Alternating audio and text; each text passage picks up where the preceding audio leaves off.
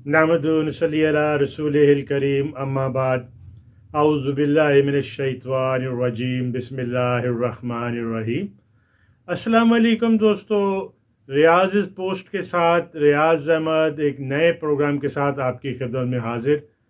दोस्तों, तसव्वुफ़ के डोमेन में ही हम रहेंगे, सूफ़ीज़म के दायरे में ही हम रहेंगे और एक बहुत ही दिलचस्प मौजू पे हम एक बिल्कुल नए अंदाज में एक नए एंगल से बात करेंगे। जी हाँ, इसमें आज़म की तलाश किसको नहीं है। इसमें आज़म इस्लामी तसव्वुफ़ में बहुत अहमियत रखता है और सूफिया इकराम का ये मानना है और इस्लामिक स्कॉलर्स भी इस बात पे तवज्जो देते हैं कि अल्लाह सुब्हान ताला से एक ख़ास इस्म है, एक ख़ास, मैं तो कैफियत कहूँगा, क्यों आगे मैं बात करता हूँ, लेकिन फ़िल वक्त जो जितनी भी तसनीफ़ हैं या जितनी भी ऑनलाइन आपको क्लिप्स और तकारीर मिलती हैं, तो इसमें आज़म को एक अल्लाह सुब्हान ताला का एक ऐसा इस्म समझा जाता है कि जिसका हम अगर वसीला पकड़ें और तो अल्लाह सुब्हान ताला आपकी वो ख्वाहिश जो है वो लाजमन पूरा फरमा देते हैं। इसके बारे में उलमा इकराम का एक मौजू ये भी रहा है कि जब हज़रत सलमान अलैहिस्सलाम के दरबार में जब एक इंसान हज़रत आसिफ बिन बरखिया जिनका नाम लिया जाता है, उन्होंने तमाम जिन्नात और जो माफ़ोक़ुल फ़ितरत मखलूक़ात जो हज़रत सलमान अलैहिस्सलाम के हुक्म के ताबे थी, उन सब में जब हज़रत सलमान अलैहिस्सलाम ने मलका सबा का तख्त मंगवाने की बात की, जो कि कई मंजिला और कई मन वज़नी था और कई हज़ार किलोमीटर दूरी पे वाक़या था, तो एक इंसान हज़रत आसिफ बिन बरखिया ने पलक झपकते में वो तख्त ला हाज़िर किया था, जबकि जन्नात का जो सरदार था वो इतना टाइम मांग रहा था हज़रत सलमान अलैहिस्सलाम से कि आपके जो दरबार बर्खास्त करने से पहले मैं ले आऊँगा, लेकिन एक इंसान ने पलक झपकते में वो ला हाज़िर किया। तो इसके बारे में उलमा इकराम, सूफिया इकराम का मानना है कि ये एक इसमें आज़म की बरकत थी। तो इसलिए इसमें आज़म की तलाश मज़ीद दो चंद हो जाती है कि ऐसा खुल जा सिम की तरह का वजीफ़ा अगर मिल जाए तो फिर दुनिया में तमाम परेशानियां, मुश्किलात जो हैं उसका हल अल्लाह सुब्हान ताला की ज़ात बाबरकत से, जो कि कादिर है, ये हमारा मानना है, हासिल किया जा सकता है। ये तो है तारीफ़ जो इसमें आज़म की। अब इसमें आज़म को कैसे हासिल किया जाए, इसमें आज़म क्या है। अब बहुत से जो सूफिया इकराम की तालीमात में है, इसमें ज़ात यानी इसमें अल्लाह जो है इसमें ज़ात है, और जब ज़िक्र की बात होती है तो इसमें अल्लाह जो है वो बड़ा उसका बुलंद मुकाम है। और अल्लाह ने भी कुरान मजीद में इरशाद फरमाया कि अल्लाह के ज़िक्र के बग़ैर आपके दिलों को तो इत्मीनान हासिल नहीं हो सकता। आयत मुबारका है।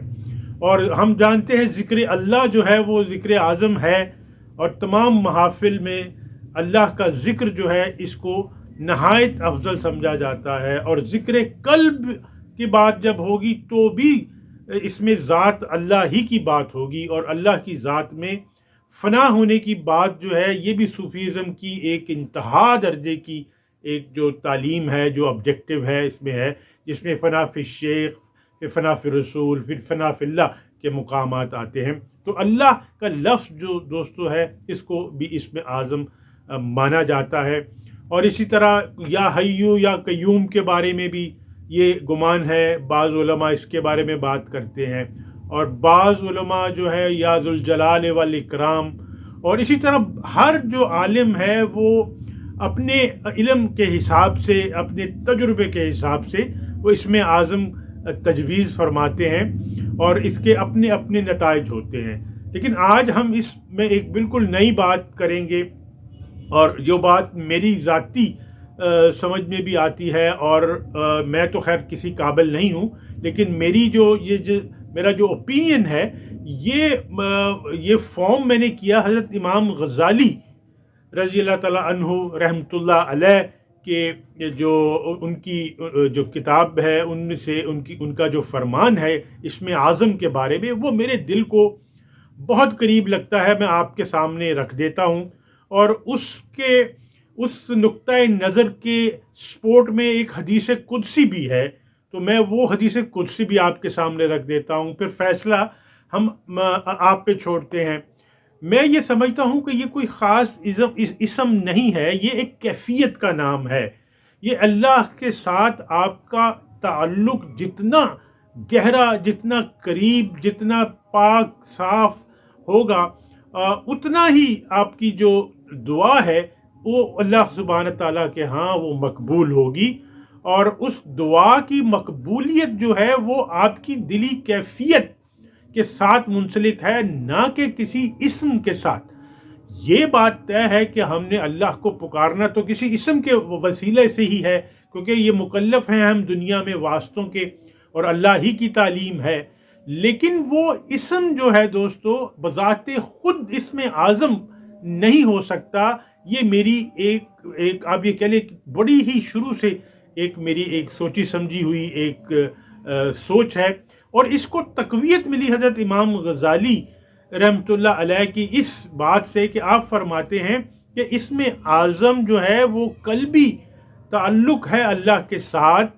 جو شخص جتنا اللہ کے قریب ہے اور اللہ کو اسی قربت محبت کے ساتھ جس نام سے پکارے گا، اس شخص کا وہ اسم اعظم ہے۔ سبحان اللہ۔ یعنی کہ حضرت امام غزالی رحمۃ اللہ علیہ کے نزدیک اسم اعظم ایک سے زائد ہو سکتے ہیں۔ جیسے میں نے شروع میں کہا کہ ہر جو عالم ہے، ہر جو صوفی ہے، وہ اپنی مرضی سے اپنے پیروکاروں کو وہ اسم اعظم دیتے ہیں، اس کا اثر بھی ہوتا ہے۔ اور ہم نے دیکھا مختلف اسماء الہیہ کا مختلف لوگ کیفیات میں اس کی قبولیت کا ذکر کرتے ہیں۔ تو امام غزالی رحمۃ اللہ علیہ نے وہ بات فرمائی جو میری دلی کیفیت تھی کہ یہ اسم اعظم ایک نہیں ہے، وہ اسم اعظم ہے جس سے آپ کا اللہ کے ساتھ تعلق ہے، اور اللہ نے آپ کے ساتھ وہ اس تعلق کی بدلے میں آپ کی وہ دعا وہ یا آپ کے ساتھ وہ سلوک کیا۔ اور اس کی جو تائید ہے وہ حدیث قدسی ہے، میں آپ سے بتاتا ہوں کہ ایک مشہور حدیث قدسی جو بخاری شریف میں موجود ہے، اس کا مفہوم کچھ یوں ہے کہ حدیث قدسی میں اللہ فرماتے ہیں کہ میرا بندہ نوافل کے ذریعے میرا قرب حاصل کرتا رہتا ہے، یہاں تک کہ میں اس سے محبت کرنے لگتا ہوں۔ جب میں اس سے محبت کرنے لگتا ہوں تو میں اس کا کان بن جاتا ہوں جس سے وہ سنتا ہے، اس کی آنکھ بن جاتا ہوں جس سے وہ دیکھتا ہے، اس کا ہاتھ بن جاتا ہوں جس سے وہ پکڑتا ہے، اور اس کا پاؤں بن جاتا ہوں جس سے وہ چلتا ہے۔